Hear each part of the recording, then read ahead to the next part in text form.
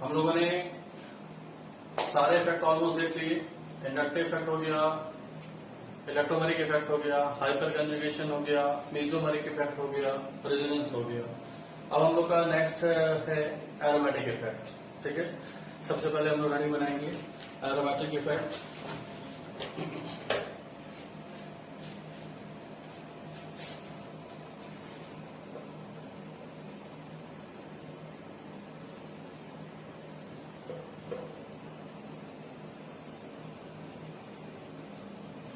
इसमें जो है कंडीशन क्या क्या है, पहले हम लोग को ये देखना है। Conditions for compound to show aromatic effect. तो पहला है कि compound must be planar and cyclic. ठीक है, प्लेनर होना चाहिए और साइक्लिक होना चाहिए। साइक्लिक होने का मतलब यहाँ एक स्टार बना के हम लोग नोट लिखेंगे कि अगर ओपन चेन कोई कंपाउंड है, open chain compound can never be aromatic. ठीक है, कोई ओपन चेन कंपाउंड है तो वो कभी भी एरोमेटिक नहीं होगा, उसको साइक्लिक होना जरूरी है, प्लेनर होना जरूरी है। प्लेनर के लिए हम लोग उसका हाइब्रिडाइजेशन देखेंगे। तो हाइब्रिडाइजेशन ऑफ ऑल एटम्स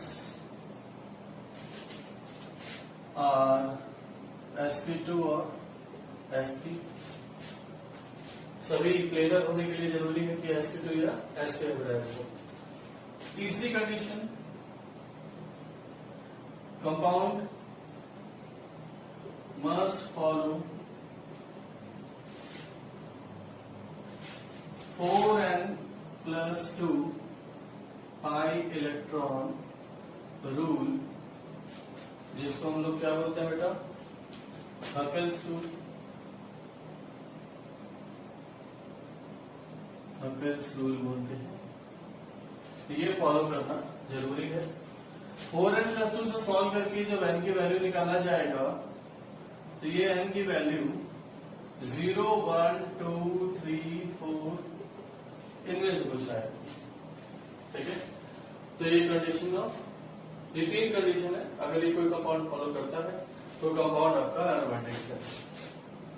अगर 4n+2 में n की वैल्यू रखे, अगर हम लोग सॉल्व करें कि n की वैल्यू 0 रखा तो कितना आएगा बेटा, कितने पाई इलेक्ट्रॉन आ रहे हैं, 2 पाई इलेक्ट्रॉन। n की वैल्यू 1 रखा तो 6 पाई इलेक्ट्रॉन। n की वैल्यू 2 रखा, 4 2 8, 8 2 10 पाई इलेक्ट्रॉन। n की वैल्यू 3 रखा, 3 4 12, 14 पाई इलेक्ट्रॉन। n की वैल्यू 4 रखा, 4 4 16 और 2 18 पाई इलेक्ट्रॉन। तो अगर हम इस कैलकुलेशन से बचना चाहते हैं कि सर कितने पाई इलेक्ट्रॉन है, वो तो हम लोग को दिख ही रहा होगा। अब इस फॉर्मूले में रख के सॉल्व करके हम n की वैल्यू निकालें, उससे बेटर है कि हम इसको याद कर लेते हैं। देखो 2 पाई इलेक्ट्रॉन आए, 6 आए, 10 आए, 14 आए, 18 आए। ठीक, हर में 4 का डिफरेंस है। ठीक है, हर में 4 का डिफरेंस है, 4 पाई इलेक्ट्रॉन का। तो अगर इनमें से कोई आता है तो कंपाउंड आपका एरोमेटिक है, और इनमें से कोई नहीं आता है, कंपाउंड एरोमेटिक नहीं है। हो जाएगा, नोट कीजिए। अब यहाँ पे हम लोग का कुछ क्वेश्चन दिया हुआ है जिनको सॉल्व करना है। साथ ही साथ एक चीज और यहाँ पे कि जो एरोमेटिक कंपाउंड भी हम लोगों ने देखा, वो एरोमेटिक कंपाउंड हम लोग 2 क्लास में उसको क्लासिफाई कर सकते हैं कि कुछ बेंजीन की तरह होते हैं जिसमें बेंजीन रिंग होना, एटलीस्ट एक बेंजीन रिंग मिले तो उसको बेंजीनॉइड बोलते हैं, और दूसरा नॉन बेंजीनॉइड, इसमें एक भी रिंग हमारे बेंजीन की नहीं मिलेगी। जैसे इसके कुछ एग्जांपल हो गए, इधर इसके कुछ एग्जांपल हो गए। 2 अगर इस तरीके से जुड़ा रहता है तो नैफ्थलीन, 3 जुड़े रहते हैं तो एंथ्रासीन और ये फिनेंथ्रीन। ठीक है, अब ये सारे कंपाउंड आपके एरोमेटिक है नहीं है, एक बार इसको देखते हैं। यहाँ पर अगर हम लोग पाई इलेक्ट्रॉन काउंट करें, क्या पूरा मॉलिक्यूल कंजुगेशन में है? ये एक और हम लोग इसको क्लासिफाई करेंगे फ्यूज्ड या फिर आइसोलेटेड, 2 कैटेगरी और है, जिसमें यहाँ पर हम देख रहे हैं कि दोनों बेंजीन रिंग हमारी जो दिख रही है वो फ्यूज्ड है, तो इसको हम लोग फ्यूज्ड वाले में काउंट करेंगे। तो इसमें हम लोग पूरे सिस्टम को ही एरोमेटिक है या नहीं है इसको जस्टिफाई करते हैं। तो यहाँ पर हम लोगों ने काउंट किया कि सर ये पूरा मॉलिक्यूल कंजुगेटेड, इधर से पूरा मॉलिक्यूल कंजुगेटेड, प्लेनर सब कुछ है। अब आपको काउंट करना है कि पाई इलेक्ट्रॉन कितने आ रहे हैं। तो यहाँ पर हम लोगों ने देखा कि 2, 2, 4, 2, 6, 2, 8, 2, 10, 10 पाई इलेक्ट्रॉन है। और 10 पाई इलेक्ट्रॉन होने पर हमारा क्या हो जाता है, कंपाउंड एरोमेटिक हो जाता है कि नहीं हो जाता है। तो हम लोगों ने देखा था कि 2, एक बार मैं लिख देता हूँ यहाँ पे, 2 पाई इलेक्ट्रॉन, 6, फिर उसके बाद 10, फिर 14, फिर 18, इतना हम लोगों ने पाई इलेक्ट्रॉन काउंट करके रखा हुआ है। तो हम लोग को सॉल्व करने की बार जरूरत नहीं पड़ेगी। तो 10 पाई इलेक्ट्रॉन है तो ये कंपाउंड आपका एरोमेटिक हो गया। ठीक है, वैसे एरोमेटिक कंपाउंड के अंतर्गत ही लिखा जा रहा है, ऐसा जिसको लिखने की जरूरत नहीं है। फिर भी मैं एरोमेटिक का ए बना दे रहा हूँ, एरोमेटिक कंपाउंड का ए, ये एरोमेटिक हो गया। यहाँ आ जाओ, 2, 2, 4, 2, 6, 2, 8, 2, 10, 11, 12, 13, 14 पाई इलेक्ट्रॉन आ रहे हैं। तो 14 पाई इलेक्ट्रॉन की वजह से ये कंपाउंड भी क्या हो जाएगा, एरोमेटिक हो जाएगा। यहाँ पर भी सारा मॉलिक्यूल कंजुगेटेड है, प्लेनर है, sp2 है। और 2, 2, 4, 2, 6, 2, 8, 2, 10, 11, 12, 13, 14, 14 पाई इलेक्ट्रॉन है इसके पास भी। तो ये भी कंपाउंड क्या है बेटा, एरोमेटिक है। अब आता है यहाँ पे, इनको जस्टिफाई करते हैं। एक बार तो आप लोग अगर सॉल्व करना चाहो तो करो पॉज करके, नहीं तो मैं सॉल्व कर रहा हूं। तो यहाँ पे हमने देखा कि सर पाई sigma positive, pi sigma positive, जो कंडीशन ऑफ कंजुगेशन थी वो है। सारे कार्बन आपके sp2 दिखाई दे रहे हैं। ठीक, अब उसके बाद देखो कितने पाई इलेक्ट्रॉन है, 2 पाई इलेक्ट्रॉन है। तो 2 पाई इलेक्ट्रॉन से हमारे n की वैल्यू 0 आएगी कि नहीं आएगी, ये कंपाउंड आपका एरोमेटिक है।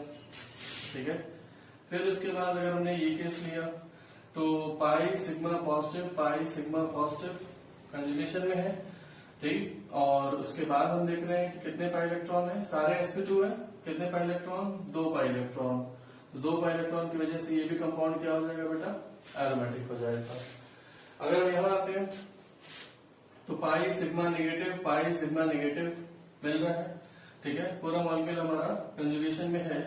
और कोई भी कार्बन आपका ऐसा नहीं है, अब जैसे नेगेटिव चार्ज है तो इसको हाइब्रिडाइजेशन यहाँ पे अगर हम लोग निकालें तो हाइब्रिडाइजेशन आपका ऐसा नहीं कि sp3 आ जाएगा। हाइब्रिडाइजेशन आपका क्या है, sp2 ही है। यहाँ पे एक H है, जहाँ पर हम लोग की वैलेंसी से डिसाइड करने वाली बात है तो हम यहाँ H बना देते हैं। ठीक है, तो ये sp2 दिख रहा है, यहाँ पे भी sp2 है क्योंकि ये नेगेटिव चार्ज जो है वो डीलोकलाइज्ड है, ये नेगेटिव चार्ज डीलोकलाइज्ड है। लोकलाइज्ड होता तो sp3 देता, ये डीलोकलाइज्ड होता तो हम इसको sp2 कहेंगे। तो कितने पाई इलेक्ट्रॉन हो गए यहाँ पे, 2 यहाँ हो गया, 2 यहाँ हो गया, 2 यहाँ हो गया, 6 पाई इलेक्ट्रॉन हो गया। तो ये भी कंपाउंड एरोमेटिक है। जैसा कि हम लोगों ने पहले देख रखा है कि नेगेटिव चार्ज अगर कहीं होगा तो नेगेटिव चार्ज में हम लोग कितने इलेक्ट्रॉन काउंट कर रहे होंगे, 2 इलेक्ट्रॉन। ऑड इलेक्ट्रॉन कहीं है, ऑड इलेक्ट्रॉन कहीं है तो वहां पर 1 इलेक्ट्रॉन होता है। पॉजिटिव चार्ज अगर कहीं है तो वहां कितने इलेक्ट्रॉन मिलेंगे, हमें 0 इलेक्ट्रॉन मिलेंगे। ठीक है, इस बात पे ध्यान रखना है। तो पॉजिटिव चार्ज में हम लोगों ने कोई इलेक्ट्रॉन नहीं काउंट किया, यहाँ केवल 2 ही पाई इलेक्ट्रॉन था तो उसे ही सॉल्व कर लिया गया। फिर यहाँ पे हमें नेगेटिव में नेगेटिव मिल रहा है और ये दोनों कंजुगेशन में है तो 2, 2, 4, 2, 6 पाई इलेक्ट्रॉन हो गए। यहाँ आ जाएंगे, सारे कार्बन आपके कंजुगेशन में है, pi sigma positive, pi sigma positive हर तरफ से।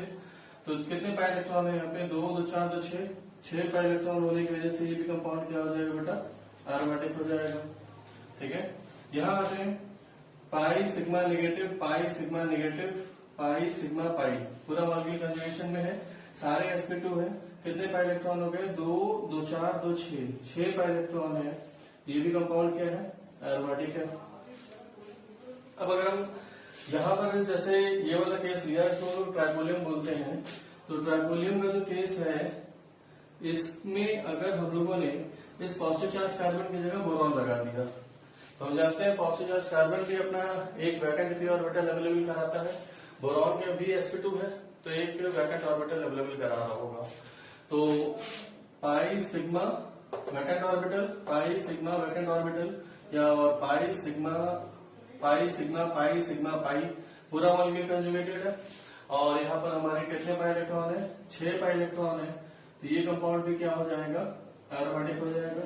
इस बात को ध्यान रखना कि बोरॉन अपना वैकेंट ऑर्बिटल दे रहा है डीलोकेलाइजेशन के लिए। ठीक, पैरेलल पी ऑर्बिटलों की आवश्यकता होती है जब हम लोग रेजोनेंस की बात करते हैं, तो वो मिल रहा है। इसलिए यहाँ आ जाते हैं सर पाई sigma positive, pi sigma positive, pi sigma pi sigma pi, पूरा मॉलिक्यूल कंजुगेशन में है।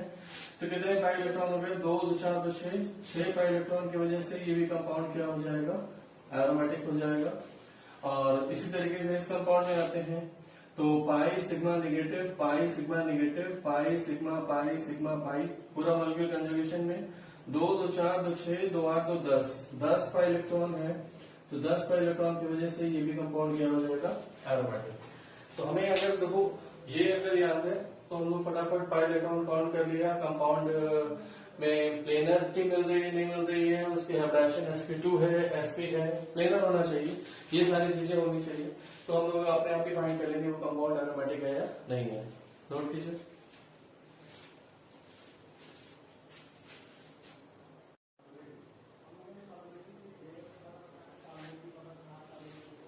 अब ये कुछ कंपाउंड है बेटा जिसकी यहाँ हेडिंग बनाएंगे कि हेट्रोसाइक्लिक। हेट्रोसाइक्लिक मतलब कार्बन के सिवाय कुछ दूसरे मेंबर भी प्रेजेंट है, जैसे नाइट्रोजन, ऑक्सीजन, सल्फर। ये हेट्रोसाइक्लिक है, लेकिन ये भी क्या है? एरोमेटिक कंपाउंड है। अब ये कैसे एरोमेटिक कंपाउंड है, इनको हम लोग को निकालना है, देखना है। अगर हम लोग यहाँ पे देख रहे हैं कि पहला वाला कंपाउंड जो है जिसको क्या बोल रहे हैं? पैरिडीन बोल रहे हैं। पैरिडीन में अगर हम देखें कि कंजुगेशन है कि नहीं है, पहली बार तो pi sigma pi sigma pi sigma pi conjugation है पहली कंडीशन। प्लेनर है कि नहीं है सिस्टम, उसके लिए सारे कार्बनों को और जितने भी एटम्स हैं वो सब sp2 या sp होने चाहिए। तो यहाँ पर हम देख रहे हैं कि कार्बन तो सारे डबल बॉन्डेड है, तो वो सब तो sp2 हो गए। नाइट्रोजन के पास क्या है? नाइट्रोजन की नॉर्मल कंडीशन क्या है भाई? नाइट्रोजन की नॉर्मल कंडीशन है कि नाइट्रोजन 3 बॉन्ड बनाएगा और एक लोन पेयर रखेगा, ये इसकी नॉर्मल कंडीशन है। तो यहाँ देखो कितने बॉन्ड बनाए हुए हैं? 3 बॉन्ड बनाए हुए हैं। तो एक लोन पेयर है कि नहीं है इसके पास? बिल्कुल, 3 बॉन्ड पेयर के साथ एक लोन पेयर है, तो नाइट्रोजन नॉर्मल कंडीशन में है। अब आप देखो कि ये जो नाइट्रोजन का लोन पेयर है ये कंजुगेशन में पार्टिसिपेट कर रहा है कि नहीं कर रहा है? ठीक है, तो हम देख रहे हैं कि डबल बॉन्डेड एटम से लोन पेयर कंजुगेशन कब जाता है कि पाई सिग्मा लोन पेयर ये मिले, तो पाई सिग्मा लोन पेयर। यहाँ पे हमें देखो पाई बॉन्डेड एटम जो है उसी पे लोन पेयर है, पाई लोन पेयर मिल रहा है। हमें क्या मिल रहा है? पाई लोन पेयर मिल रहा है। तो ये कोई कंडीशन नहीं हुई, हमें ये कंडीशन मिलनी चाहिए।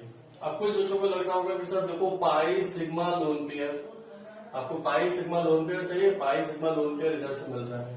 ठीक, अब ऐसी कंडीशन में हम इनको सब कैसे समझाएं? तो उसके लिए हम लोगों ने इसका ऑर्बिटल डायग्राम बनाया। अगर हम इसका ऑर्बिटल डायग्राम बनाते हैं तो हम पाते हैं कि ये कुछ इस तरीके से है, और जो कार्बन है वो सब तो अपना एक परपेंडिकुलर पी ऑर्बिटल ऐसे रखे हुए हैं। ठीक है, नाइट्रोजन के पास कुछ ऐसी सिचुएशन है कि सर यहाँ पर 3 बॉन्ड दिख रहे हैं, एक पाई बॉन्ड है और एक लोन पेयर है। लोन पेयर जो है वो किस ऑर्बिटल में है? कुछ ऐसे। ठीक है, एक में लोन पेयर पड़ा हुआ है, और नाइट्रोजन के पास पाई बॉन्ड बनाया हुआ है। पाई बॉन्ड बनाने के लिए इसको भी अपना एक ऑर्बिटल क्या करना पड़ेगा? परपेंडिकुलर करना पड़ेगा।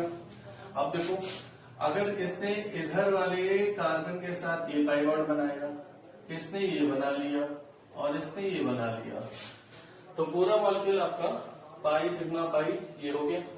तो क्या ये लोन पेयर उस वाले प्लेन में है जिसमें कि ये अपना लोन पेयर उठा करके इस पैरेलल पी ऑर्बिटल में डोनेट कर सके? ऐसा नहीं है। ठीक है, ऐसा नहीं है। ऑक्सीजन पे हम लोग आएंगे तो ऑक्सीजन में 2 लोन पेयर है। याद करो पहले केस हम करवा चुके हैं कि ऑक्सीजन में सल्फर में 2 लोन पेयर होता है, तो उसमें से एक लोन पेयर जो है वो परपेंडिकुलर पी ऑर्बिटल में होगा और दूसरा वाला जो है वो उस प्लेन के बाहर होता है। उसी तरीके से यहाँ नाइट्रोजन में अगर हम आ रहे हैं तो एक तो इसका वैकेंट पी ऑर्बिटल जो है, या वैकेंट नहीं बोलेंगे, एक पी ऑर्बिटल इसके साथ ये पाई बॉन्ड बनाया हुआ है, दूसरा वाला जो है वो यहाँ पे है लोन पेयर, इसका यहाँ प्रेजेंट है। तो ये लोन पेयर किसी भी तरीके से कंजुगेशन में नहीं जाएगा। तो कितने पाई इलेक्ट्रॉन हो गए, 2 2 4 2 6 पाई इलेक्ट्रॉन हो गया। तो ये कंपाउंड क्या हो गया, एरोमेटिक हो गया। तो समझ में आ रहा है? जिन बच्चों को ये लग रहा था कि sir pi sigma lone pair, ठीक है, उनके लिए ये डायग्राम बनाया गया है जिसमें कि ये दिख रहा है कि सर ये जो लोन पेयर है ये थोड़ा सा डायग्राम में मैंने ये बड़ा बड़ा बना दिया ऑर्बिटल्स, इसको थोड़ा छोटे कर देते हैं तो और अच्छा दिखेगा कि सर ये है और इनके साथ ये ऑर्बिटल ओवरलैपिंग है, ठीक, जस्ट लाइक कार्बन ही है वो, ठीक है। लेकिन यहाँ पर हम देख रहे हैं नाइट्रोजन होने की वजह से एक लोन पेयर है और लोन पेयर जो है वो उसका प्लेन इसके प्लेन से 90 डिग्री पे है, ठीक है ना, ये 90 डिग्री पे है। तो इस वजह से ये कभी अपना लोन पेयर डोनेट नहीं कर पाएगा। होप तो समझ में आ गया हो सबको। अब उसके बाद पैराल के केस लेते हैं। पैराल में हमने देखा कि पाई सिग्मा पाई कंजुगेशन है, लेकिन सर यहाँ नाइट्रोजन जो है उसको सोचना है।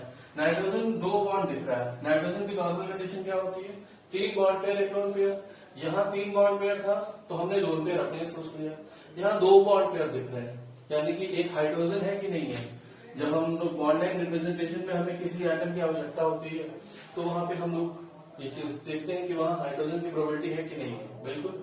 तो यहाँ एक बॉन्ड जो है वो हाइड्रोजन जुड़ा हुआ है जिसको बॉन्ड लाइन में दिखाया नहीं जाता है। तो नाइट्रोजन की 3 बॉन्ड पेयर तो बन गए सर, अभी एक लोन पेयर है क्योंकि कंडीशन तो फुलफिल हुई नहीं, तो यहाँ पर एक लोन पेयर भी होगा। तो इतनी चीजें हमें खुद सोचनी होंगी, ये सब चीजें हमें खुद सोचनी होंगी जब क्वेश्चन आएगा। तो वैसे तो सर्टेन केसेस है, अगर इनको याद करके जाएंगे तो इन्हीं में से सब आता है तो वो सब सॉल्व हो जाएगा। फिलहाल अगर कोई नया कंपाउंड देता है उसमें नाइट्रोजन लगा दे तो उसके साथ अगर ऐसा हो जाए कि वो डबल बॉन्डेड है तो लोन पेयर होगा, और अगर वो सिंगल बॉन्डेड दिख रहा है और कंजुगेशन में इस तरीके से नेक्स्ट उसके डबल बॉन्ड दिख रहे हैं तो इसका लोन पेयर यहाँ पर लोकलाइज है डीलोकलाइज, अब देखते हैं। तो हमने देखा कि pi sigma lone pair, pi sigma lone pair, pi sigma pi. अब ये मॉलिक्यूल क्या है, पूरी तरीके से कंजुगेशन में है, आया समझ में। यानी ये जो लोन पेयर है ये हमें अवेलेबल नहीं होगा, ये जो लोन पेयर है ये हमें अवेलेबल नहीं होगा। इसको हम कुछ इस तरीके से बनाएं, जैसे 2 कार्बन हो गए ऐसे, एक नाइट्रोजन और ये पी ऑर्बिटल, ये पी ऑर्बिटल, ये ऐसे, और एक इसका और इसका एक एच है जो कि इनसे 120 डिग्री एंगल पे है। मतलब ये वाला सिग्मा, ये वाला सिग्मा, ये वाला सिग्मा सब 120 पे है। और इनमें हमें दिख रहा है कि सर ये कुछ ऐसे हैं, ये कुछ ऐसे हैं, तो ये वाला जो है ऑर्बिटल इसमें लोन पेयर प्रेजेंट है जो कि उन्हीं के क्या है, पैरेलल है। तो अगर ये अपना लोन पेयर डोनेट किया गया इधर और ये वाला इस पे भेजा गया तो क्या रिजल्ट हो जाएगा,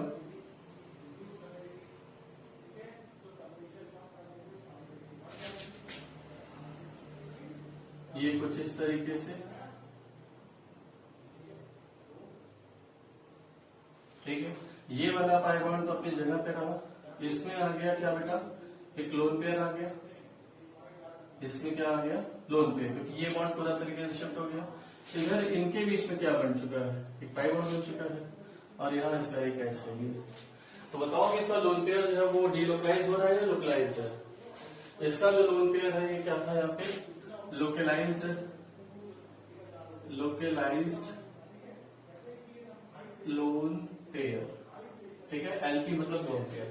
और यहाँ पे जो लोन पेयर है इसके लिए क्या लिखा जाएगा, डी लोकलाइज्ड लोन पेयर, ठीक है।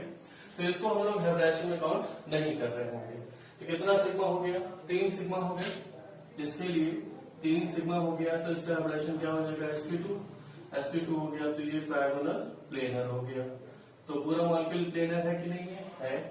यहाँ पर इसका भी हेब्राइजेशन अगर पूछते तो हम लोग बता पाएंगे कि नहीं बता पाएंगे, क्योंकि लोन पेयर तो यहाँ अवेलेबल है। तो 2 बॉन्ड पेयर और 1 लोन पेयर यहाँ कह सकते हैं, 2 बॉन्ड पेयर और 1 लोन पेयर, तो ये सम कितना आया 3, तो हेब्राइजेशन क्या हो जाएगा sp2, तो ये भी हमारा ट्रायंगुलर प्लेनर है और ये भी हमारा ट्रायंगुलर प्लेनर है, ठीक है। लेकिन बस ये डिफरेंस क्या है कि इस वाले नाइट्रोजन का जो लोन पेयर है वो उसके पॉकेट में रखा हुआ है, इसका जो लोन पेयर है इसके पॉकेट में नहीं, वो घूम रहा है इस तरीके से, ठीक है। तो अगर कोई मान लो कि इलेक्ट्रॉन लेने वाली स्पीसीज आ जाए कि भैया लोन पेयर है, आपके पास इलेक्ट्रॉन है तो दे दो, तो ये वाला लोन पेयर जब भी से मांगने जाएगा तो कहेगा घूमने गया है भाई, मिलेगा नहीं। और इसके जब भी मांगने आएगा तो ये उठा के दे देगा क्योंकि इसके पॉकेट में रखा हुआ है। तो वो जो बंदा आया है इलेक्ट्रॉन लेने के लिए, वो इन दोनों में से किसको ज्यादा इलेक्ट्रॉन रिच बोलेगा, किसको ज्यादा अमीर बोलेगा। तुम्हें अगर पैसे की जरूरत है, कोई पैसा दे दे तो तुम उसको ज्यादा अमीर बोलोगे, और जिससे मांगे दूसरे से बंदे से मांगे वो पैसा नहीं दिया तुम उसको गरीब बोलोगे। तो उसी तरीके से जो आने वाला बंदा है जो इलेक्ट्रॉन लेने के लिए आ रहा है, इससे मांगा तो क्या घूमने गया नहीं दिया, इससे मांगा तो दे दिया। तो इन दोनों में अगर आपसे पूछे कि ज्यादा अमीर कौन है, अमीर मतलब बेसिक इलेक्ट्रॉन पेयर कौन जल्दी दे देगा, तो ये डबल करा देगा और ये नहीं कराएगा। तो पायरिडीन जो है वो मोर बेसिक होती है पायरॉल से, ये बात हमें जाननी है। अभी एसिड बेस कॉन्सेप्ट वगैरह पढ़ाएंगे तो उसमें ये सारी चीजें आएंगी, इसलिए उसके लिए परेशान नहीं होना चाहता। ओके, ये दोनों केस समझ में आया कि नहीं आया? चलो अब आगे बढ़ते हैं हम लोग फुरान के केस में आते हैं। तो यहाँ पर हमारे पास ऑक्सीजन के लिए हम लोग की क्या कंडीशन है भाई, ऑक्सीजन जो है वो 2 बॉन्ड बनाएगा और 2 लोन पेयर रखेगा, ये उसके लिए नॉर्मल कंडीशन है। तो यहाँ ऑक्सीजन ने 2 बॉन्ड बनाए हुए हैं, तो क्या 2 लोन पेयर है कि नहीं है? बिल्कुल है। अब बताओ क्या दोनों लोन पेयर कंजुगेशन में है? Pi sigma lone pair, pi sigma lone pair, ठीक है, और पाई सिग्मा पाई, ठीक। तो सारा मॉलिक्यूल आपका कंजुगेशन में दिख रहा है, लेकिन क्या दोनों लोन पेयर कंजुगेशन में या यहाँ ऑक्सीजन की हाइब्रिडेशन क्या है, अगर ये चीज पूछा जाए। तो इसी तरीके से हम लोग नाइट्रोजन की जगह क्या बना लेंगे, ऑक्सीजन बना लेंगे। और फिर हम लोग वैसे ही सोच सकते हैं कि सर आपके कार्बन के पास ये वैकेंट p ऑर्बिटल जो कि परपेंडिकुलर है, और इसी तरीके से ऑक्सीजन के पास है, ठीक, और इसके एक ऑर्बिटल कुछ ऐसे है, ठीक, sp2 ऑर्बिटल, जिसमें एक लोन पेयर तो इसमें पड़ा हुआ है सर, और एक लोन पेयर इसमें पड़ा हुआ है, ठीक है। ये वाला लोन पेयर इस वाले परपेंडिकुलर जो p ऑर्बिटल है उसके 90 डिग्री पे है। तो कभी भी ये जिस तरह ये अपना लोन पेयर डोनेट कर पाया, वैसे ही ये लोन पेयर कभी भी डोनेशन के लिए अवेलेबल नहीं होगा। सर इनके बीच में पाई बॉन्ड है, वो बना दिया जाए। चलो, तो अब ये उसी तरीके से लोन पेयर अपना डीलोकलाइज करेगा, तो इस ऑर्बिटल पे नेगेटिव आया, तो ये हो जाएगा कि नहीं हो जाएगा। तो इसमें कितने पाई इलेक्ट्रॉन आपको मिल रहे हैं? 2 यहाँ हो गए, 2 यहाँ हो गए, 2 यहाँ हो गए। कितने पाई इलेक्ट्रॉन हो गए? 6 पाई इलेक्ट्रॉन हो गए, ठीक है। पाई इलेक्ट्रॉन काउंट करना है धर्म का, पाई इलेक्ट्रॉन काउंट कर लिया। कंजुगेशन एक धर्म है सर, एरोमेटिक को डिक्लेयर करने के लिए हमें कंजुगेशन है कि नहीं ये फॉलो करना पड़ेगा। तो pi sigma lone pair, pi sigma lone pair, सारी कंडीशन मिल रही है। अब इस कार्बन इस ऑक्सीजन का हाइब्रिडेशन बताओ कितना हो जाएगा? एक लोन पेयर तो डीलोकलाइज है और एक लोन पेयर क्या है? लोकलाइज्ड है। तो इसको मैं फिर से लिख देता हूं कि ये वाला लोन पेयर क्या है? लोकलाइज्ड, और ये वाला लोन पेयर क्या है बेटा? डीलोकलाइज्ड है, ठीक है। तो डीलोकलाइज वाले को काउंट नहीं करते, लोकलाइज वाले को काउंट करते हैं। तो एक बॉन्ड पेयर और एक लोन पेयर। तो यहाँ पर हम देख रहे हैं कि सर 2 बॉन्ड पेयर है और एक क्या है? लोन पेयर है। तो इसके सम कितना है? या 3 हाइब्रिडेशन हो जाएगा sp2 ट्रायंगुलर प्लेनर शेप। चलो भाई, तो ये कंपाउंड, ये ऑक्सीजन भी प्लेनर हो गया, सारे कार्बन प्लेनर है, यानी सारी कंडीशन सेटिस्फाइड होगी कि मॉलिक्यूल साइक्लिक होना चाहिए। साइक्लिक है, साइक्लिक के जितने भी केसेस देखे सब साइक्लिक था, ठीक है। ओपन चेन कंपाउंड आपके एरोमेटिक नहीं होते। साइक्लिक है, प्लेनर है, sp2 है और 6 पाई इलेक्ट्रॉन। बताओ क्या करें? एरोमेटिक डिक्लेयर करें कि नहीं करें? ये एरोमेटिक है सर, ठीक है। पैराबोल के लिए हम लोगों ने लिखा था, ये डीलोकलाइज था, यहाँ पे कितने पाई इलेक्ट्रॉन थे? 6 पाई इलेक्ट्रॉन थे। 6 पाई इलेक्ट्रॉन है, तो ये भी कंपाउंड आपका एरोमेटिक है। तो ये एरोमेटिक निकला, ये भी कंपाउंड आपका एरोमेटिक निकला और ये भी कंपाउंड एरोमेटिक निकला, ठीक है। 6 पाई इलेक्ट्रॉन दिख रहे हैं, 2 2 4 और 2 6। 6 पाई इलेक्ट्रॉन से ये भी एरोमेटिक और 6 पाई इलेक्ट्रॉन से ये भी एरोमेटिक। अब उसी तरह थायरफिन आ जाएगा। थायरफिन में भी हम जानते हैं कि सर 2 लोन पेयर है और 2 लोन पेयर में से एक लोन पेयर इसी तरीके से हम लोग बना लेंगे। तो 2 2 4 2 6 पाई इलेक्ट्रॉन हो गया, ठीक है। सल्फर का हाइब्रिडेशन भी यहाँ पे sp2 है, प्लेनर है, कंजुगेशन है, सब कुछ है, तो ये भी कंपाउंड क्या हो गया? एरोमेटिक हो गया। तो तो आया कुछ समझ में एरोमेटिक कैसे निकालेंगे। कुछ हेटेरोसाइक्लिक कंपाउंड का एग्जांपल लिखा है। इसके पहले ये सारे होमोसाइक्लिक थे, लेकिन उसमें आपकी एक बेंजीन लाइक स्ट्रक्चर था और एक नॉन बेंजीन लाइक स्ट्रक्चर था। आया समझ में? इसको नोट करिए जल्दी से।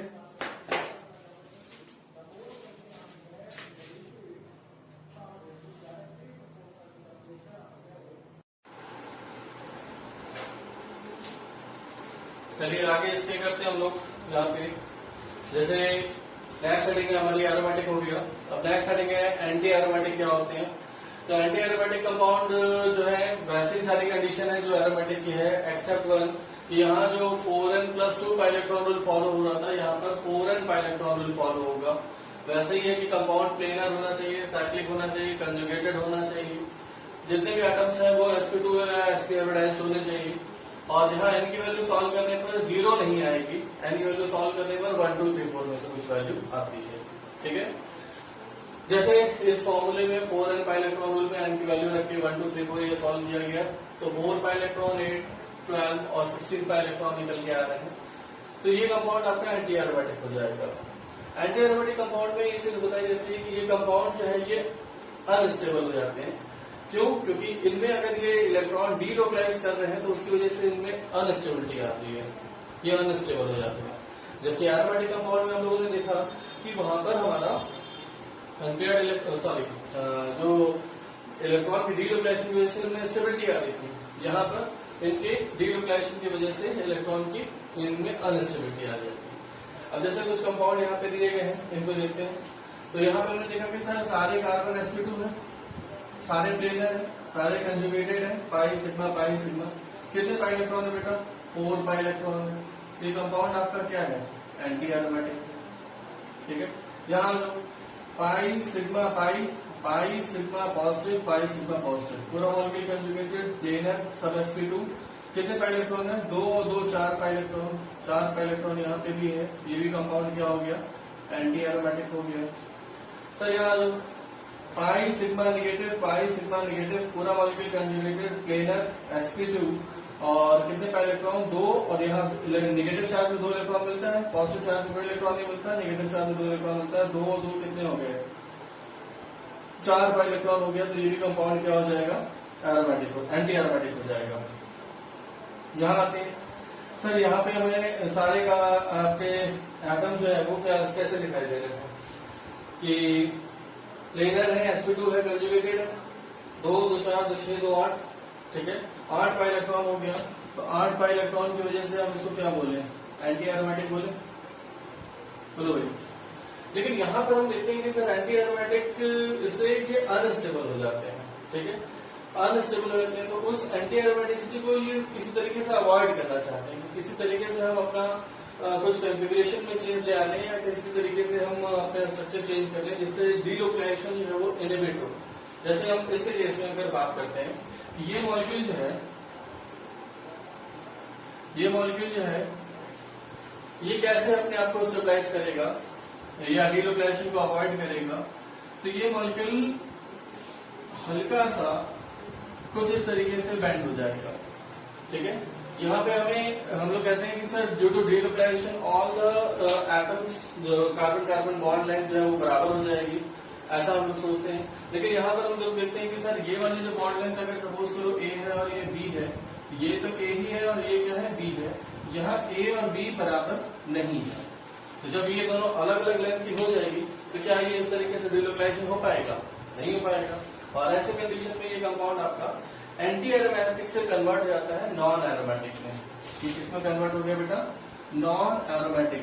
एक कंडीशन और है नॉन एरोमेटिक, बल्कि नॉन एरोमेटिक की कोई कंडीशन ही नहीं है। एज सच कहा जाए तो नॉन एरोमेटिक क्या है कि वो प्लेनर ना हो सर, वो साइक्लिक ना हो, वो कंजुगेटेड ना हो, वो sp2 ना हो, वो sp3 हो जाए और 4n पाई इलेक्ट्रॉन रूल को फॉलो ना करे या 4n+2 को फॉलो ना करे, मतलब उसके लिए कोई कंडीशन नहीं है। उनमें कोई भी एक अगर आपका इनकम्प्लीट हो जाएगा तो वो कैटेगरी किसकी हो जाएगी? नॉन एरोमेटिक की हो जाएगी। तो यहाँ पर ये कंपाउंड आपका एंटी एरोमेटिक है, लेकिन अगर इस तरीके से हो जाए तो ये क्या हो जाएगा? नॉन एरोमेटिक हो जाएगा कि नहीं हो जाएगा? तो नॉन एरोमेटिक होने की वजह से उसको स्टेबिलिटी मिलेगी कि नहीं मिलेगी? अगर हम स्टेबिलिटी ऑर्डर की बात करते हैं तो एक चीज हम लोग को ध्यान रखना है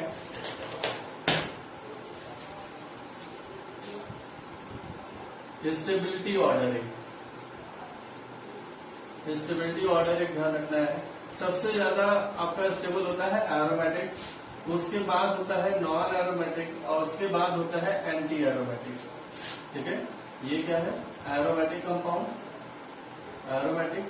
ये है नॉन एरोमेटिक, नॉन एरोमेटिक और ये है एंटी एरोमेटिक। ठीक है, एंटी एरोमेटिक। ठीक है, ये चीज। एंटी एरोमेटिक के लिए एक दो चीज और बताऊंगा मैं कि यहाँ पर ये अनपेयर्ड इलेक्ट्रॉन होते हैं, इनमें अनपेयर्ड इलेक्ट्रॉन्स आर प्रेजेंट और इस वजह से हम इनको पैरामैग्नेटिक भी बोलते हैं, पैरामैग्नेटिक। ठीक है, जबकि एरोमेटिक कंपाउंड को लिए अगर हम देखते हैं तो वो उसमें अनपेयर्ड इलेक्ट्रॉन एक भी नहीं होता, वो डायमैग्नेटिक होता है। ठीक है, तो एक पॉइंट अगर आप लोग अलग से लिख सकें तो लिख लें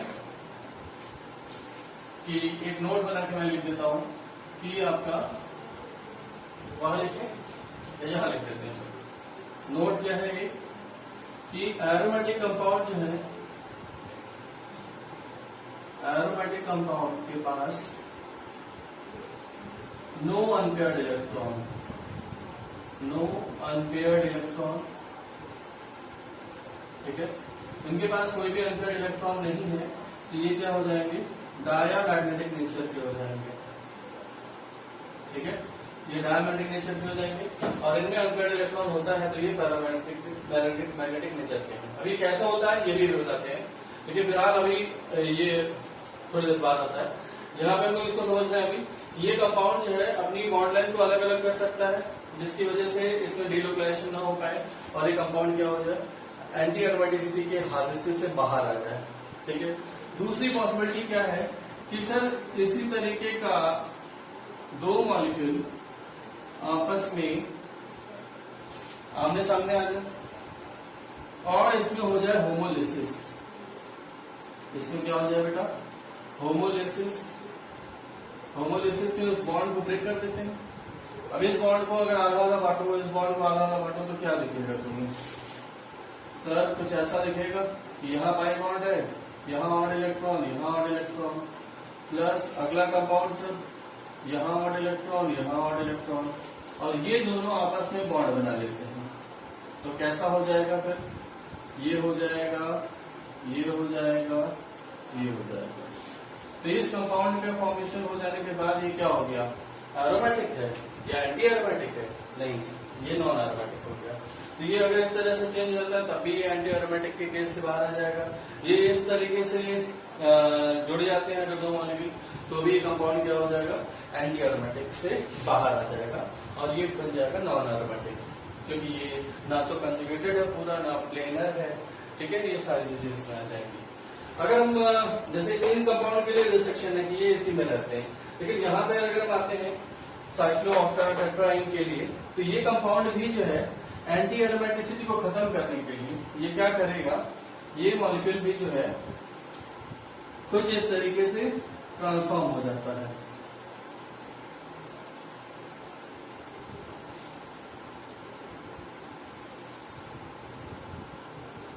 ठीक है, 4 पाई बॉन्ड है, वो 4 पाई बॉन्ड ऐसे करते हैं तो ये टब शेप का बन जाएगा जी।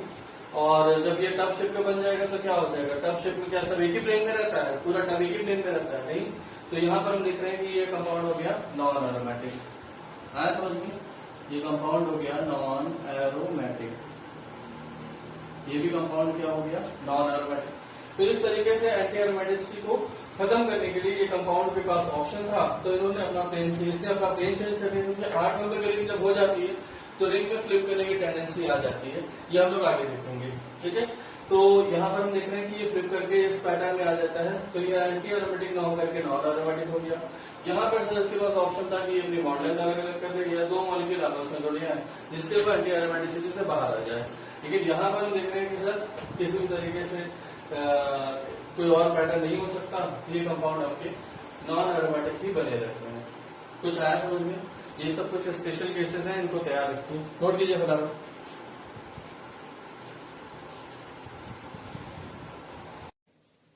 अब इसके आगे हम लोग देख रहे हैं कि कुछ क्वेश्चन मैंने दिया जैसे कि यहाँ पर सीओ बॉन्ड लेंथ पे क्या इफेक्ट आएगा इन केसेस में, जबकि ये कंपाउंड आपका किस तरीके से स्टेबिलिटी गेन करेंगे, सीओ बॉन्ड लेंथ पे क्या इफेक्ट आ रहा है, इसको निकालना हम लोग को कि कहाँ पे परमानेंट सिंगल हो सकता है, कहाँ डबल बॉन्ड ही रहेगा सी और ओ के बीच में, ये बताना है।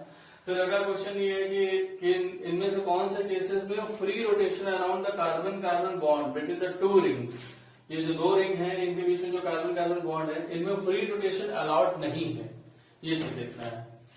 ठीक है, ये चीज निकालना है। तो वीडियो को पॉज करें, सॉल्व करें और फिर उसके बाद आए। चलिए कर लिया होगा सबने।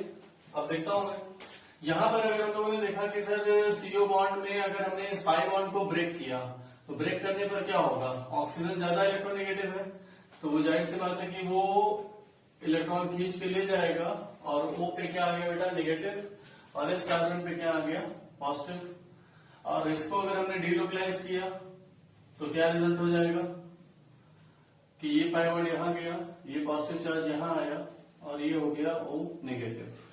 ठीक, या फिर हम इसको इस तरीके से भी समझ सकते हैं कि सर हमने इस बॉन्ड को सीधे यहां शिफ्ट कर दिया, इस बॉन्ड को यहां शिफ्ट किया, इस बॉन्ड को ऊपर ले गए तो इसका लॉस हुआ, तो इससे पॉजिटिव, ये सिंगल बॉन्ड हो गया, यहाँ डबल बॉन्ड आ गया और ओ पे नेगेटिव। अब बताओ कि ये कंपाउंड इतना पोर्शन जो आपको दिख रहा है ये एरोमेटिक है, एंटी एरोमेटिक है या नॉन एरोमेटिक है। तो हम देख रहे हैं कि पूरा मॉलिक्यूल कंजुगेटेड है, प्लेनर है और कितने पाई इलेक्ट्रॉन, 2 पाई इलेक्ट्रॉन, तो 2 पाई इलेक्ट्रॉन की वजह से ये क्या हो जाएगा एरोमेटिक हो जाएगा, और एरोमेटिक हो गया तो इसलिए ये सीओ बॉन्ड सिंगल बॉन्ड रहने की कोशिश करेगा। उसी तरीके से यहाँ पे आते हैं कि सर अगर हमारा पाई सिग्मा पाई है, अगर इस पाई बॉन्ड को अगर हमने यहां शिफ्ट किया तो ये ऑक्सीजन ले जाएगा तो क्या रिजल्ट हो जाएगा, यहाँ पर कुछ ऐसे बन जाएगा कि ये पाई बॉन्ड यहाँ, पाई बॉन्ड यहाँ, ये हो गया ओ नेगेटिव। ठीक है, और इस कार्बन का लॉस हुआ कि नहीं हुआ, ये पाई बॉन्ड ऐसे था, इसको उठा के ऐसे शिफ्ट किया, इसका लॉस हुआ तो इस पे आ गया पॉजिटिव। देखो ये ट्राइपोलियम वाली केस आ गया कि नहीं आ गया, 2 2 4 2 6 सारा प्लेनर है, कंजुगेटेड है, 6 पाई इलेक्ट्रॉन, तो ये कंपाउंड में क्या है एरोमेटिक। तो यहाँ पे भी सी बॉन्ड ओ जो है, सी डबल बॉन्ड ओ, ये सिंगल बॉन्ड हो करके ओ माइनस के फॉर्म में रहने की टेंडेंसी इसकी होगी। अब यहाँ आते हैं कि सर यहाँ पे क्या होगा, अगर हमने इस पाई बॉन्ड को यहाँ शिफ्ट किया और इसको यहाँ शिफ्ट किया तो हम देख रहे हैं कि सर ओ नेगेटिव हो गया और उसके बाद फिर ये पाई बॉन्ड यहाँ पे, इसको यहाँ शिफ्ट किया तो ये पॉजिटिव चार्ज यहाँ आ गया। जरा इसको देखो, ये इतना पोर्शन क्या हो जा रहा है, 2 2 4 4 पाई इलेक्ट्रॉन हो गया, 4 पाई इलेक्ट्रॉन की वजह से ये कंपाउंड क्या हो जाएगा एंटी एरोमेटिक हो जाएगा। अब ये एंटी एरोमेटिक हो जा रहा है तो क्या ये इस फॉर्म में आने की कोशिश करेगा, नहीं करेगा, इस फॉर्म में आने की कोशिश नहीं करेगा, यानी कि ये सी डबल बॉन्ड हो जो है वो आपका परमानेंट है और इसको तोड़ पाना थोड़ा सा मुश्किल है इस फॉर्मेट में, क्योंकि ये कंपाउंड आपका एंटी एरोमेटिक हो जा रहा है। उसी तरीके से अगले क्रम में जो क्वेश्चन है कि सर सीसी बॉन्ड जो दो रिंग के बीच में है वहां पे फ्री रोटेशन अलाउड है नहीं अलाउड है, इसको देखना है। चलिए थोड़ा जाए, अगर हमने इस पाई बॉन्ड को इस तरफ शिफ्ट किया तो क्या रिजल्ट हो जाएगा कि ये चीज देखने के लिए मिल रही है, यहाँ पाई बॉन्ड, यहाँ पाई बॉन्ड, यहाँ पे आ गया नेगेटिव, इसका लॉस हुआ, इसके ऊपर पॉजिटिव और ये पाई बॉन्ड। अब देखो ये कंपाउंड जो है वो 2 पाई इलेक्ट्रॉन की वजह से एरोमेटिक और ये 6 पाई इलेक्ट्रॉन की वजह से एरोमेटिक, 2 पाई इलेक्ट्रॉन की वजह से एरोमेटिक और ये 6 पाई इलेक्ट्रॉन की वजह से एरोमेटिक। दोनों रिंग एरोमेटिक हो जाएंगे अगर इस पाई बॉन्ड का इस तरीके से डिस्ट्रीब्यूशन हो जाए तो दोनों रिंग एरोमेटिक हो जाएंगे। तो यहाँ सीसी फ्री रोटेशन पॉसिबल है कि नहीं है। लेकिन इसका उल्टा अगर हम करेंगे सर इस पाई इलेक्ट्रॉन को यहाँ भेजते हैं तो यहाँ ये भी एंटी एरोमेटिक हो जाएगा और यहाँ पॉजिटिव आएगा तो ये भी एंटी एरोमेटिक हो जाएगा।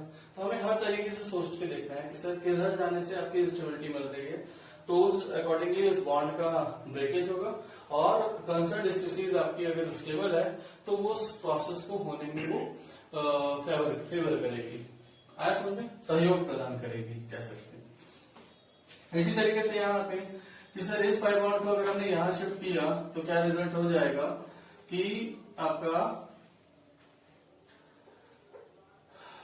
कुछ ऐसे हो गया केस, यहाँ पाई बॉन्ड, यहाँ पाई बॉन्ड, यहाँ आ गया नेगेटिव, सिंगल बॉन्ड हो गया और नीचे हमारे 7 नंबर की रिंग लगी हुई है, ठीक है, कुछ इस तरीके से। और यहाँ क्या आ गया पॉजिटिव। तो हम देख रहे हैं कि सर ये जो पॉजिटिव चार्ज आया तो ये कंपाउंड आपका एरोमेटिक है कि नहीं है, 6 पाई इलेक्ट्रॉन है एरोमेटिक, यहाँ पे भी 6 पाई इलेक्ट्रॉन है एरोमेटिक।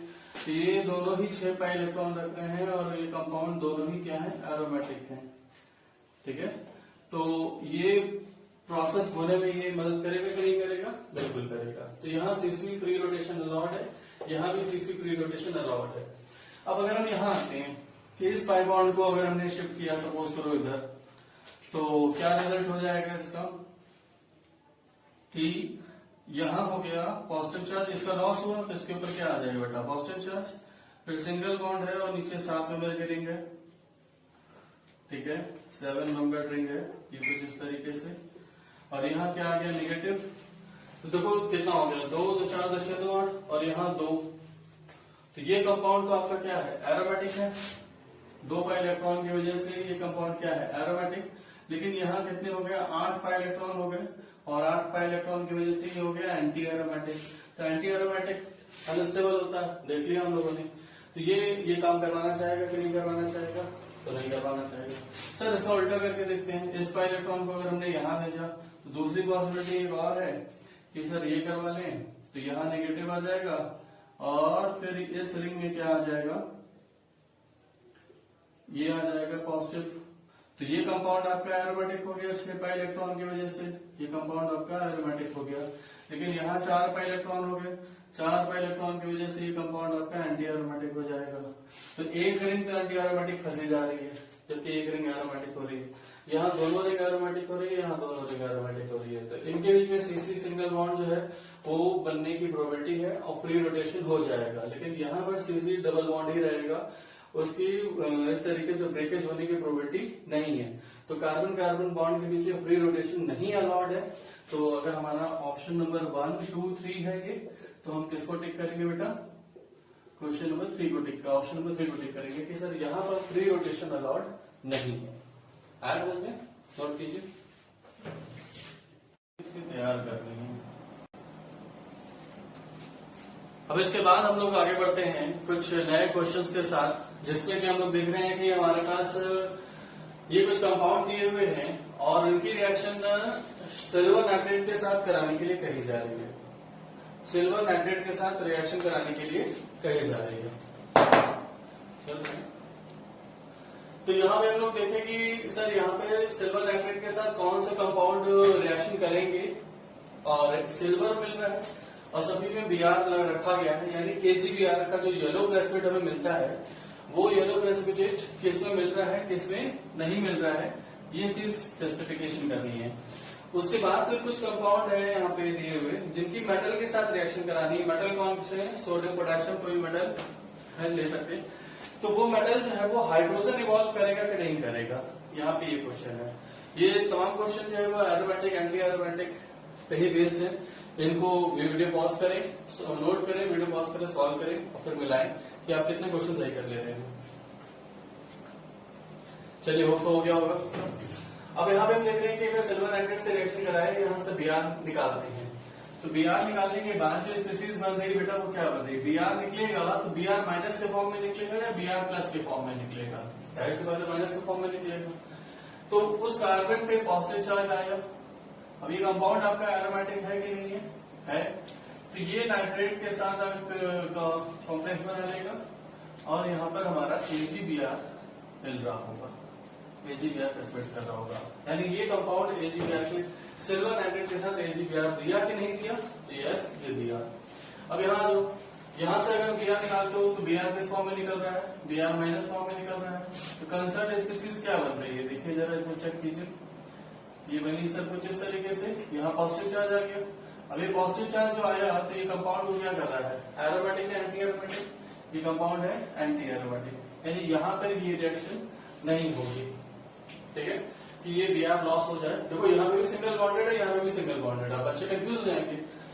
तो ये वाला Br निकल जाएगा क्योंकि ये जो रिजल्टेंट कंपाउंड है वो एरोमेटिक है, स्टेबल है, इस वजह से ये Br निकल जाएगा। लेकिन ये वाला Br निकलने में दिक्कत है क्योंकि सर रिजल्टेंट कंपाउंड जो बन रहा है वो एंटी एरोमेटिक है। ये बी आर लॉस नहीं होगा। उसी तरीके से सिल्वर नाइट्रेट की रिएक्शन यहाँ कराए, यहाँ से बी आर को निकाला गया बी आर माइनस के फॉर्म में, तो कंसर्न स्पीसीज जो है वो क्या बन रही है, यहाँ पे हमने देखा कि यहाँ पे आ गया पॉजिटिव चार्ज, एरोमेटिक है, तो ये नाइट्रेट यहाँ पे आके जुड़ जाएगा NO3 माइनस, और साथ में यहाँ पे LgBr रेस्पिरेट कर रहा है। ये भी रिएक्शन हो गई, जबकि दूसरी वाली नहीं हुई। अब यहाँ तो यहाँ पर हम देख रहे हैं कि जो Br और बेंजीन है इसमें पार्शियल डबल बॉन्ड कैरेक्टर है, पार्शियल डबल बॉन्ड कैरेक्टर है। तो इस पार्शियल डबल बॉन्ड कैरेक्टर की वजह से वो सिंगल बॉन्डेड ही नहीं है जो आसानी से लॉस कर सकते, तो यहाँ पर रिएक्शन नहीं होगी। ठीक है, यहाँ पर हम देख रहे हैं कि Br निकलेगा, जो आपका पॉजिटिव चार्ज है ये 3 कार्बन बनाया गया, दैट इज कार्बोकेटायन बन रहा है, वो ज्यादा स्टेबल है, तो यहाँ पे हमारा AgBr बन रहा होगा और ये रिएक्शन हो जाएगी। ठीक है, यहाँ पर अगर हम आते हैं तो फिर से हमारा इन दोनों कार्बन के बीच में क्या है, पाई सिग्मा लोन पेयर का केस है, तो पार्शियल डबल बॉन्ड कैरेक्टर यहाँ पे भी है, इस वजह से ये रिएक्शन पॉसिबल नहीं है। जबकि यहाँ पर हम देख रहे हैं कि सर SBr को अगर हम निकालते हैं तो रिजल्टेंट स्पीसीज जो है वो बेंजाइल कार्बोकेटायन बन रहा है जो कि स्टेबल है, तो इस वजह से नाइट्रेट के साथ ये बन जाएगा और AgBr आपका सेपरेट आउट हो रहा है, यहाँ ये रिएक्शन हो जा रही है। यहाँ पे अगर हम इसको निकालते हैं सर तो यहाँ पॉजिटिव चार्ज आ रहा है, तो हमारा ये कार्बोकेटायन बनता है जिसको हम CPM कार्बोकेटायन बोलते हैं। ठीक है, साइक्लोप्रोपाइल मिथाइल कार्बोकेटायन जो कि स्टेबल है, तो ये भी बन जाएगा यहाँ पे नाइट्रेट के साथ और AgBr आपका अलग हो जा रहा है। यहाँ पे अगर हम इसको निकालते हैं तो ये भी सिंगल बॉन्डेड है सर, रिएक्शन हो जाएगी। यहाँ पर फिर से क्या आ गया, पार्शियल डबल बॉन्ड कैरेक्टर आ जा रहा है, तो ये रिएक्शन नहीं हो पाएगी। यहाँ पर ये Br सिंगल बॉन्डेड है और जो कंपाउंड बनेगा इससे निकलने के बाद वो चूंकि आपका रेजोनेंस में जा रहा है तो ये स्टेबल है, तो नाइट्रेट के साथ ये बन जाएगा और AgBr हमारा सेपरेट आउट हो जाएगा। तो ये तमाम क्वेश्चंस हैं जिनको हम लोग देख रहे हैं कि वो रिएक्शन होगी कि नहीं होगी, ये इसका डिसीजन ले लेते हैं। अब यहाँ पे नेक्स्ट क्वेश्चन है कि सर सोडियम मेटल यहाँ से हाइड्रोजन इवॉल्व कर पाएगा कि नहीं कर पाएगा। अब एक हाइड्रोजन निकाले, हाफ ऑफ H2 निकालो अगर एक ही निकाल पा रहे हो, या पूरा मॉलिक्यूलर हाइड्रोजन आप लॉस कर ले रहे हैं, तो आपको देखना है कि कहाँ पे ज्यादा स्टेबिलिटी आ रही है। तो अगर हमने यहाँ पर 2 हाइड्रोजन है, अगर हमने एक हाइड्रोजन को लॉस कर दिया H+ के फॉर्म में, तो रिजल्टेंट स्पीसीज क्या बन रही है बेटा, यहाँ नेगेटिव चार्ज आ जाएगा और ये कंपाउंड क्या हो जा रहा है, एरोमेटिक हो जा रहा है। तो इस कंपाउंड ने हाइड्रोजन इवॉल्व की कि नहीं की, टेक को क्रॉस करता है, तो हाइड्रोजन इवॉल्व की। ठीक है, अगर हम यहाँ पे देख रहे हैं कि सर एक है 2H है, उस H को लॉस कर दें अगर हम H+ के फॉर्म में, तो यहाँ से स्पीसीज क्या बन रही है बेटा, तो यहाँ नेगेटिव चार्ज आ गया, ये कंपाउंड हो जा रहा है एंटी एरोमेटिक, तो ये क्या बनेगा, नहीं बनेगा। तो यहाँ से हाइड्रोजन इवॉल्व होगी क्या, तो नहीं होगी इवॉल्व, आया समझ में। अब यहाँ पे हम देख रहे हैं कि सर 2 हाइड्रोजन हटाना पड़ेगा अगर हम एरोमेटिक बनाना चाहते हैं, तो 2 H है यहाँ पे, 2 H यहाँ पे, 2 H यहाँ पे। अगर हम इस वाले H और इस वाले H को लॉस करते हैं तो क्या बन जाएगा, यहाँ आप लोगों ने बना लिया होगा अभी तक, नोट कर लो इसको फटाफट, मैं रब कर रहा हूँ। ठीक है, नोट कर लिया सबने, चलो अब मैं इसको इधर सॉल्व कर रहा हूँ। देखो ऊपर वाला भी हो गया होगा सबका,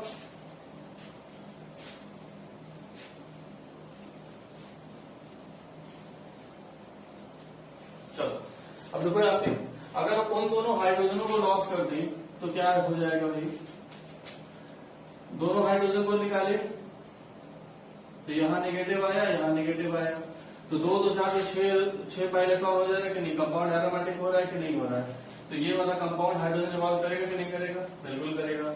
सर यहाँ पर 2 हाइड्रोजन है, इनमें से अगर हम एक हाइड्रोजन को लॉस करवाए H+ के फॉर्म में तो वहां नेगेटिव चार्ज आ जाएगा, तो नेगेटिव चार्ज क्या एरोमेटिक हो रहा है, तो आंसर है नहीं। ये 3 पाई बॉन्ड हो गया और यहाँ पे क्या आ गया, नेगेटिव आ गया, तो यहाँ कितने पाई इलेक्ट्रॉन हो गए, 8 पाई इलेक्ट्रॉन हो गए, तो कंपाउंड आपका एंटी एरोमेटिक हो जा रहा है, इसलिए ये हाइड्रोजन चौथा केस हाइड्रोजन इवॉल्व नहीं कर रहा होगा। आया समझ में। 5वां 6वां मैं ऊपर लिख रहा हूं फिर से, 5वें में देखते हैं कि कुछ ऐसे केस हैं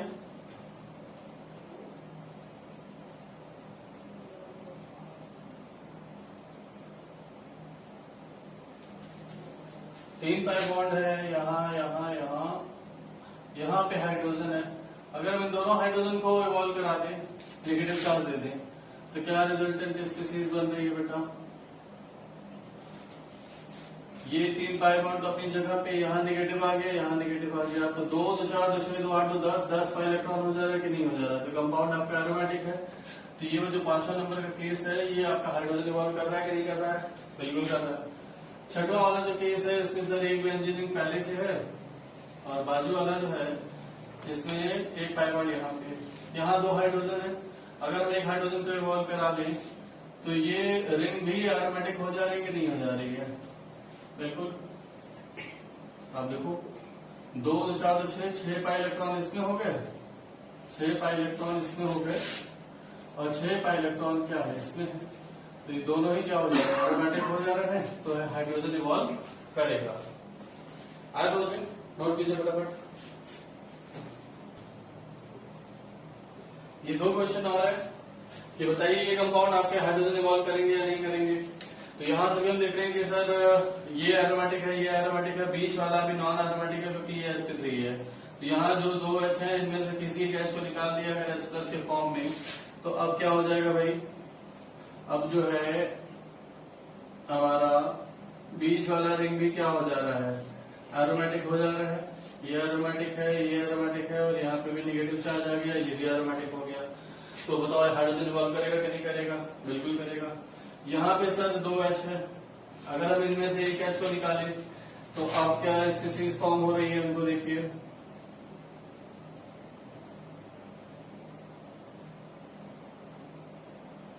ये कुछ इस तरीके से हो जा रहा है। 3 पाई बॉन्ड यहाँ, 3 पाई बॉन्ड यहाँ और यहाँ नेगेटिव। चलो तो यहाँ पे कितना हो गया भाई बीच वाला? देखो तो 2 2 4 2 6 2 8 हो जा रहा है। तो ये हाइड्रोजन इवॉल्व करेगा कि नहीं करेगा? तो ये बीच वाला एंटी एरोमेटिक हो जा रहा है और एंटी एरोमेटिक से स्टेबिलिटी डिक्रीज करेगी, तो ये केस नहीं होगा सर, यहाँ से हाइड्रोजन इवॉल्व नहीं होगी जबकि यहाँ से इवॉल्व हो जा रही है। आज और में तो ये इतने केसेस हैं आपके एरोमेटिक एंटी एरोमेटिक पे, इनको अच्छे सॉल्व कीजिए। अब अगली हेडिंग है हम लोग की resonance energy. Resonance energy, resonance energy निकालने का जो हम लोग के पास तरीका है वो क्या है कि हम लोग जानते हैं कि सर किसी भी मॉलिक्यूल जो कि रेजोनेंस शो कर रहा है उसके ढेर सारे रेजोनेटिंग स्ट्रक्चर बनाते हैं।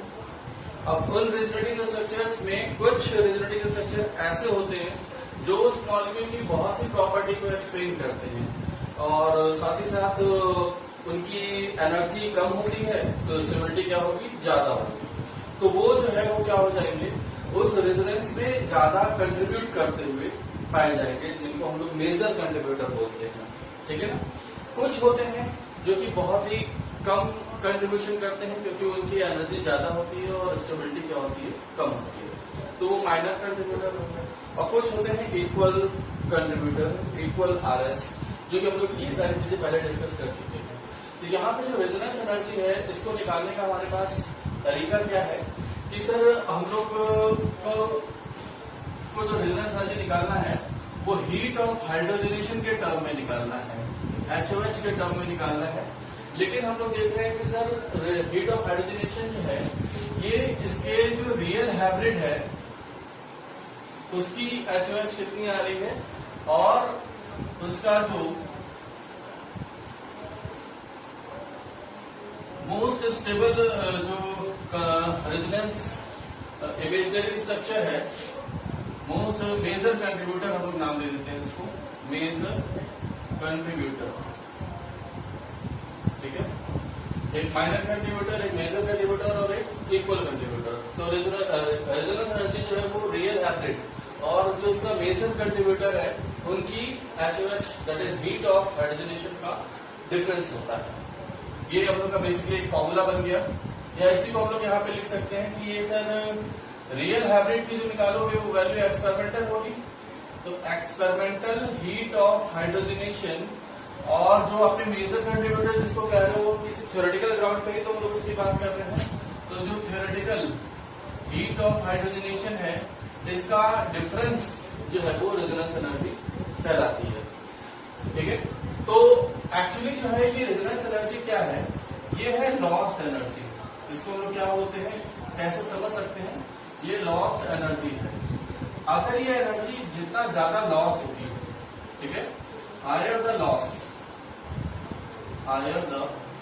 लॉस ऑफ एनर्जी, कौन सी एनर्जी, रेजोनेंस एनर्जी, जितना ज्यादा लॉस होगा higher will be the stability, higher will be the stability. ठीक है, तो ये चीज हम लोग को ध्यान रखना है कि जितना ज्यादा रेजोनेंस एनर्जी लॉस होगी उतनी ही ज्यादा क्या आएगी बेटा, स्टेबिलिटी आएगी। अब इसका कुछ एग्जांपल लेके चलते हैं हम लोग। जैसे हमने एक केस लिया कि हमारे पास साइक्लोहेक्सीन है। साइक्लोहेक्सीन के ऊपर अगर हमने हाइड्रोजनेशन कराया, ठीक है, तो हीट ऑफ हाइड्रोजनेशन निकली। तो यहां पर हमें साइक्लोहेक्सीन बना और साथ में एनर्जी जो निकल रही है, इस एनर्जी की जो वैल्यू है वो है 28.5 किलो कैलोरी। अब बताओ कि ये वैल्यू क्या है, एक्सपेरिमेंटल है या थ्योरेटिकल है? तो ये एक्सपेरिमेंटल वैल्यू है, क्योंकि हमने एक्सपेरिमेंट किया, इस एक कंपाउंड के ऊपर हाइड्रोजनेशन कराया और जो पाया वो एक्सपेरिमेंटल वैल्यू थी। अब हमने कहा कि सर साइक्लोहेक्सीन का, चलो तो आपने बताया ये एक्सपेरिमेंटल वैल्यू ठीक है। अब इस ग्राउंड पे हमने कहा कि भाई साइक्लो हेक्सा 1,4-डाइन ले लें, ठीक है, और इसके ऊपर अगर हमने 2 हाइड्रोजन का एडिशन कराएं और उससे साइक्लोहेक्सेन बनाएं, तो इसमें कितनी एनर्जी रिलीज होगी? तो चूंकि हमें केवल यही डेटा दिया है, हमें ये भी डेटा दे सकता था, ऐसा कुछ नहीं है, लेकिन हमें केवल ये डेटा दिया हुआ क्वेश्चन में, तो उसके बेसिस पे अगर हम इसकी बात कर रहे हैं तो हमने कहा कि सर एक बॉन्ड पे अगर हाइड्रोजन का एडिशन करने पर अगर इतनी एनर्जी निकल रही है, तो हमारे पास इस तरीके के 2 बॉन्ड हो गए, तो यहाँ कितनी एनर्जी रिलीज होगी? तो इसका 2 टाइम्स कर दूं, तो 2 multiplied by 28.5 kilo calorie energy release होगी। ये हमने क्या बोला, थ्योरेटिकल वैल्यू बोली या एक्सपेरिमेंटल वैल्यू बोली? तो ये हमारी थ्योरेटिकल वैल्यू हो जाएगी, क्योंकि थ्योरेटिकल ग्राउंड पे हमने बात की कि सर एक पे इतना तो 2 पे इतना होगा। ठीक, अगर हमने कहा कि सर चलो 2 बॉन्ड के लिए आपने बता दिया, अब हमने कहा कि अगर मान लो 3 बॉन्ड है, तो ये है साइक्लो हेक्सा ट्राइइन, बोलो साइक्लो हेक्सा ट्राइइन बोलेंगे नहीं, बेंजीन भी बोल सकते हैं, लेकिन बेंजीन बोलने का मतलब तो सर उसमें तो आप डिलोटाइज बॉन्ड दिखाओगे। अब यहाँ पे अगर आपने 3 बॉन्ड दिखाए और तीनों यहीं दिख रहे हैं, तो ये क्या है, साइक्लो हेक्सा ट्राइइन। साइक्लो हो गया, हेक्सा मतलब 6 कार्बन और ट्राइइन, तो ये ऐसा कोई कंपाउंड वैसे तो एग्जिस्ट नहीं करता, ऐसा कोई कंपाउंड वैसे तो एग्जिस्ट नहीं करता। लेकिन अगर हमने कहा कि सर अगर इस पे हाइड्रोजनेशन कराएं तो हमारा क्या बन रहा है, साइक्लोहेक्सेन बना, तो यहाँ कितनी एनर्जी रिलीज होगी? तो इसका 3 टाइम्स रिलीज हो जाएगा सर, 28.5 किलो कैलोरी, तो ये इसका 3 टाइम्स। तो ये हमने कौन सी वैल्यू निकाली बेटा, एक्सपेरिमेंटल या थ्योरेटिकल? तो ये भी क्या है, ये आ गया 85.5। डेल्टा एच के फॉर्म में लिखोगे तो कितना लिखोगे, -85.5 किलो कैलोरी। तो ये कौन सी वैल्यू आ गई हमारी, थ्योरेटिकल वैल्यू आ गई। अब हमने कहा कि सर साइक्लोहेक्साट्राइन तो एग्जिस्ट करता नहीं है, हमारा एग्जिस्ट करता है बेंजीन, और बेंजीन के ऊपर अगर हमने 3s2 का एडिशन करा करके साइक्लोहेक्सेन बनाया तो एनर्जी कितनी रिलीज होगी? तो यहाँ पर हम लोगों ने बाय एक्सपेरिमेंट ये पाया कि यहाँ पे एनर्जी रिलीज होती है 49.5 किलो कैलोरी की। अब बताओ कि जैसे हमने ये वाले डेटा दिया, कहीं से रिलेट करके दिया क्या है? नहीं, ये तो अपना इंडिविजुअल एक्सपेरिमेंटल है, वैसे ये भी एक्सपेरिमेंटल है, तो ये वाली वैल्यू क्या हो गई, एक्सपेरिमेंटल वैल्यू हो गई, एक्सपेरिमेंटल हीट ऑफ हाइड्रोजनेशन हो गया। अब हमें एक्सपेरिमेंटल और ये थ्योरेटिकल दोनों वैल्यू पता चल गई है, तो रेजोनेंस एनर्जी निकाल सकते हैं कि नहीं निकाल सकते? तो रेजोनेंस एनर्जी कितना हो जाएगा बेटा, EHOH माइनस THOH। THOH की वैल्यू कितनी है भाई, इसको भी डेल्टा एच के फॉर्म में लिखोगे तो कितना लिखोगे बेटा, -49.5 किलो कैलोरी। तो यहाँ पे रखा गया -49.5 माइनस ये वाला माइनस, और उसकी वैल्यू हमारी आ रही है माइनस 85.5 किलो कैलोरी। ठीक है, डिफरेंस निकालिए तो कितना आ गया, 15 में से 6 और 8, 7 में से 3, 36 किलो कैलोरी। तो बेंजीन की जो रेजोनेंस एनर्जी निकली वो कितनी निकली, 36 किलो कैलोरी निकली। ठीक है, यानी कि बेंजीन में 36 किलो कैलोरी एनर्जी जो है वो और ज्यादा निकल जाती है। तो ये उतना अपने जो मेजर कंट्रीब्यूटर आपने माना है उससे 36 kilo calorie more stable, 36 kilo calorie more stable है। आज और करें